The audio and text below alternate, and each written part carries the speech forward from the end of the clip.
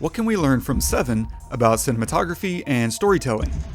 A major reference in Seven is Dante's Divine Comedy, and the nameless city in Seven seems to be a representation of Dante's purgatory, where sins are cleansed away.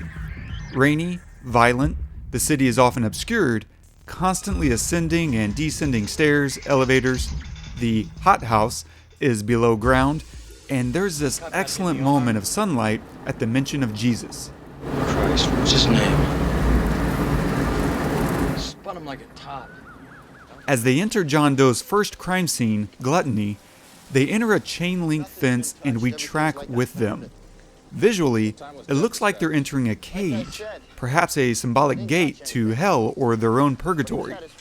Their heads stay below the fence to help trap them visually, and wherein their first crime scene had us tracking from the front, a stronger proactive frame of dominance, in the gluttony crime scene, we follow them instead, a weaker visual position, as if they're being stalked. So visually, we've seen them enter a cage and feel they are now trapped by a predator. This visual language continues even in the car ride at the end. Some of the framing suggests that Mills is the one behind bars, while John Doe is free. As the scene progresses, it becomes clear that they are both caged, but Somerset is not, because he sees John Doe trapped behind him, which is foreboding of the finale. The death of Tracy is of course very effective. In fact, all the deaths are really effective, which may be surprising since the only murder we actually see is John Doe himself. The impact of the other deaths are only created in the viewer's mind. For such a dark movie, there is surprisingly little violence, and the director relies on our imagination to fill in the blanks, because he can't show us anything darker than what we can imagine ourselves. And by only showing us the aftermath, we create our own nightmares. But with Tracy's death, how do you make us care about a character we barely even see? Obviously, give her an emotional punch through making us imagine her future. David and I are gonna have a baby. Then as we build toward the climax, remind us of her. I keep coming home late, my wife's gonna think something's up.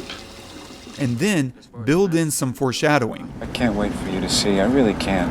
It's really going to be something. What's fantastic about this scene is how subtly it calls back to earlier in the film. In the greed killing, the wife's picture had these glasses drawn on. This means she saw something. What if it's a threat? What if it isn't something she has seen, but something she's supposed to see but hasn't been given a chance? Yeah, okay, what? I don't know. But that's the one thing. And in this exchange, we see the shot designed to frame up Mills in the same way, using the barricade to create the glasses on Mills. A subtle implication that there's something he hasn't had a chance to see yet. You won't miss a thing. Something he won't be able to miss.